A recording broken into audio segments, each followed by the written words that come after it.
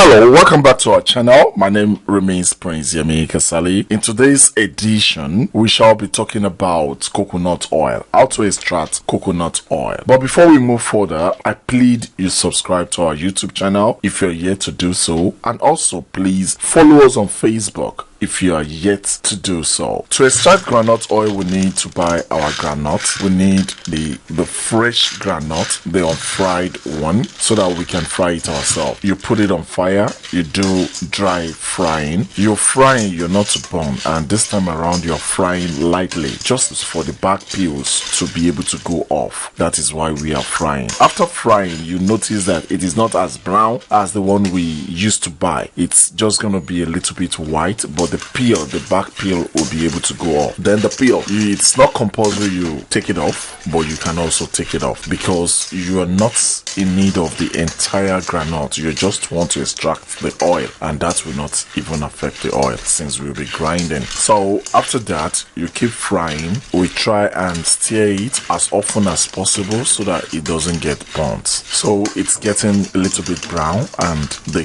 back cover is going off gradually as we are frying. So I'm trying to peel it off. If it is easy to peel, I think that's better. So we'll be taking off our fire very soon.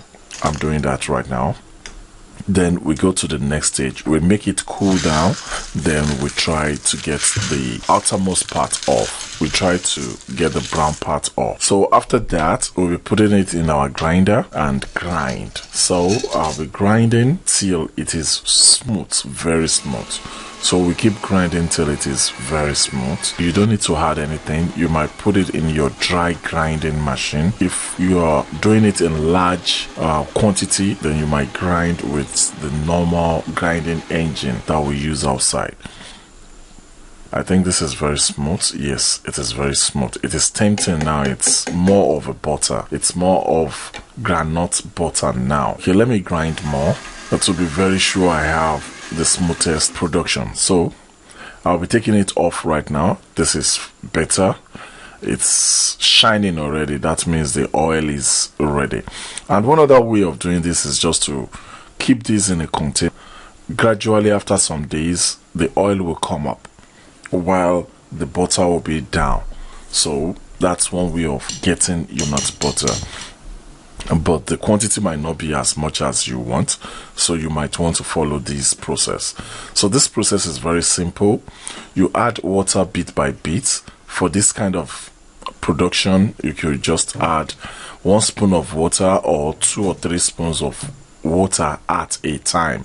Probably hot water at a time. Make sure, because you are studying the process, you are studying the mixture, you keep adding till you have a very oily production.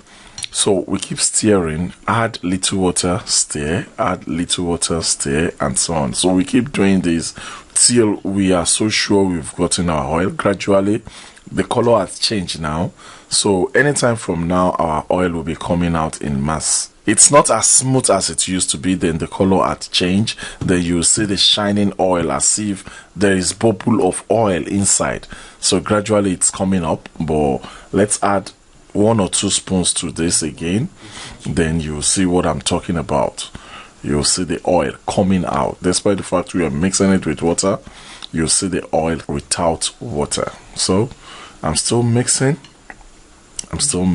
gradually.